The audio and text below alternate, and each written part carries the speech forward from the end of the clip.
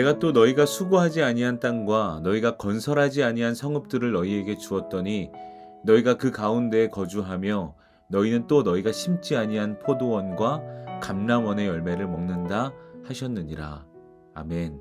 샬롬. 사랑하는 성도 여러분, 오늘도 기도와 말씀으로 하나님과 동행하시길 바랍니다. 읽은 말씀으로 하나님 없이도 될 것 같은 순간 은혜의 경고라는 제목으로 묵상한 내용 함께 나누겠습니다. 사람들은 보통 힘들 때 하나님을 찾는다고 하고요. 실제로도 그렇습니다. 길이 막히고 더 이상 의지할 것이 없을 때, 그때는 기도가 절로 나고 더욱 절실해집니다. 그러니까 위기의 상황에서 하나님을 찾는 거죠. 그러나 진짜 위기는 오히려 그 반대의 순간에 찾아옵니다.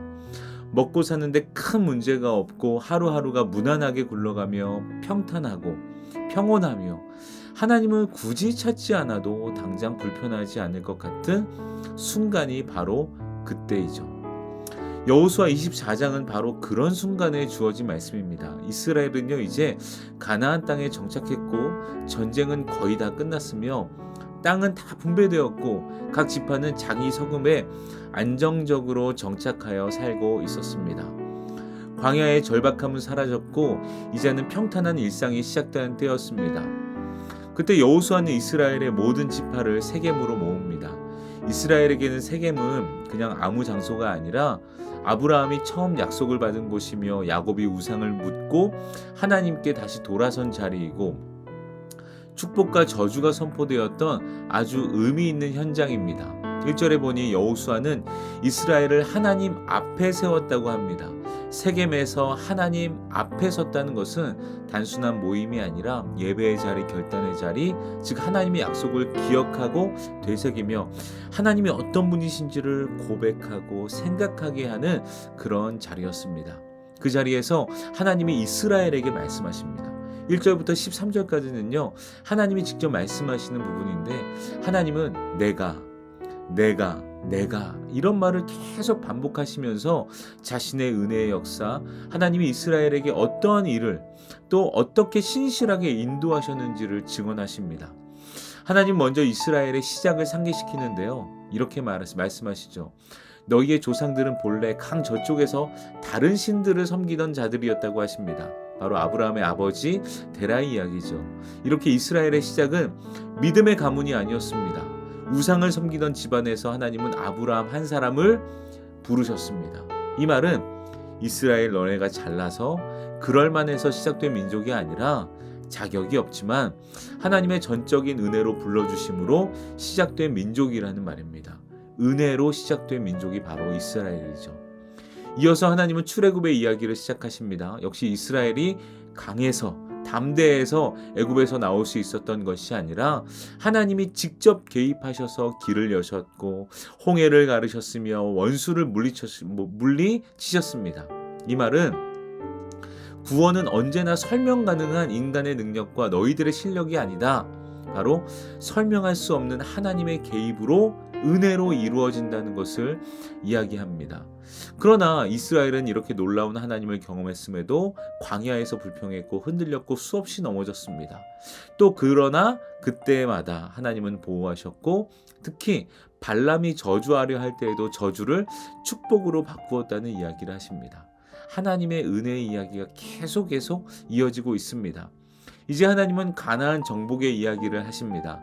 여리고와 아모리 족속과 여러 왕들과의 싸움 속에서도 분명히 말씀하십니다. 너희의 칼이나 활로 된 것이 아니다. 너희 실력이 아니라 하나님의 능력과 개입하심으로 승리할 수 있었음을 말하고 계십니다. 그리고 하나님은 13절에서 마지막으로 이렇게 말씀하십니다. 내가 너희가 수고하지 아니한 땅을 너희에게 주었고 너희가 건설하지 아니한 성읍을 너희에게 주었더니 너희가 그 가운데 거주하며 너희가 심지 아니한 포도원과 감람원의 열매를 먹고 있다라고 말하죠. 이 말씀은 전쟁 이야기가 아니라 이미 살고 있고 이미 누리고 있는 지금 평안한 삶에 대한 말씀입니다. 하나님은 수고하지 않았고 건설하지 않았고 너희가 쉽지 않았다는 표현을 반복하시면서 의도적으로 너네들의 덕이 아니야 바로 인간의 공로를 지우십니다. 이스라엘이 누리는 평안한 삶의 기반은 노력의 결과가 아니라 전적인 하나님의 은혜요, 하나님의 선물이었습니다. 문제는 바로 이때입니다. 사람은 위기 속에서는 하나님의 은혜를 찾고 구하고 잊지 않지만 안정 속에서는, 평안한 삶 속에서는 그저 괜찮아 이럴 때는요, 은혜를 쉽게 여기고 당연하게 여깁니다. 잊어버리죠. 포도원과 감람원은 가나안 땅에서 안정적인 풍요의 상징이었지만 하나님은 분명히 말씀하십니다. 그 열매는 내가 준 것이라고 말이죠. 사실 가나안 땅에서 포도원과 감람원은 앞서 말했듯이 풍요의 신 바알이 준 거야, 바알의 덕분이야 라는 것을 증명하는 그런 상징적인 것입니다. 그런데 하나님은 너희들 그런 것에 빠지면 안 돼. 그 은혜를 잊어서는 안 돼. 하나님 나를 떠나서는 안 돼 라고 이 사실을 계속해서 말씀하십니다.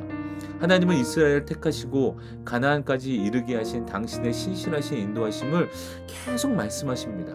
생색내려고 하실까요? 아닙니다.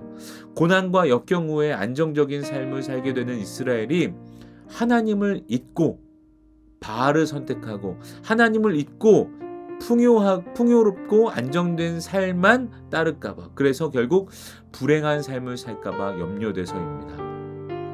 지금 평안한 삶의 근원과 그 이유를 바꾸는 순간 신앙은 무너집니다. 내가 지금 평안한 삶과 괜찮은 삶을 살고 있어. 이것의 근원과 이유를 바꾸는 순간 무너지죠.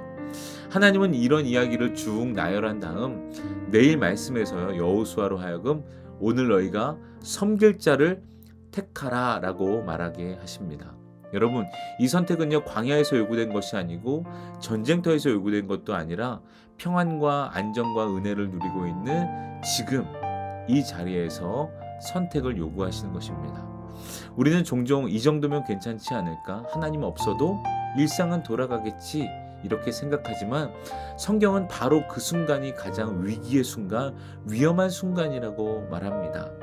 여호수아 24장 13절은요, 은혜의 절정의 이야기죠. 너희가 수고하지 않았는데 하나님께서 다 은혜를 베푸셨어 라고 이야기하는 은혜의 절정의 말씀이지만 동시에 은혜의 경고입니다. 지금 우리가 살고 있는 이 삶과 이미 주어진 조건들과 당연하게 누리는 일상 속에 수고하지 않은 은혜가 얼마나 많은지 돌아보라고 이 말씀은 오늘 우리에게 이렇게 다가오고 있습니다. 오늘 말씀도 그렇고 사실 어제 담임 목사님 통해서 주신 주일 말씀도 그렇고요. 모든 것이 하나님의 은혜임을 잊지 말라고 계속해서 하나님이 우리에게 소리치고 계신 것 같습니다. 왜냐하면 그것을 잊어버리면요, 우리는 향방 없이 살아가는, 갈피를 모르고 살아가는, 갈바를 모르고 살아가는 그런 무의미한 인생을 살기 때문입니다. 하나님 없이도 될 것 같은 순간, 바로 그 순간에 하나님이 어떤 분이신지를 쭉 나열하며 다시 그 하나님을 선택하라고 이 말씀은 우리에게 말하고 있습니다. 은혜를 기억하는 신앙, 은혜에 응답하는 선택, 그것이 바로 하나님 나라를 살아가는 하나님의 백성의 길입니다. 한 해를 마무리하며 정말 하나부터 열까지 모든 것이 하나님의 은혜임을 깊이 고백하시기 바랍니다. 하나님이 우리의 고백을 분명히 기뻐하실 줄 믿습니다. 이렇게 은혜를 고백하면서 한 해를 마무리할 때 바로 내년 새해에도 우리는 좋은 시작을 하게 될 줄 믿습니다. 오늘도 은혜의 하루 보내시기를 바랍니다. 기도하겠습니다. 하나님이 어떤 분인지 잊지 않겠습니다. 우리의 삶이 평안하고 하나님 없이도 될 것 같은 그런 삶을 살 때 하나님을 잊지 않는, 하나님을 더욱더 붙드는 그런 믿음을 우리에게 허락하여 주옵소서. 하나님의 은혜를 마지막까지 고백하고 다시 그 은혜로 시작하는 저희의 삶이 될 수 있도록 인도하여 주옵소서. 오늘 하루 우리 모든 성도들의 삶을 주님께서 지키시고 인도하실 줄을 믿으며 예수님의 이름으로 감사하며 기도합니다. 아멘. 네, 여러분 말씀을 가지고 결단하며 기도하시고 또 사랑하는 교회와 담임 목사님 위해서도 함께 기도하시기 바랍니다. 우리 한 마음으로 기도하겠습니다.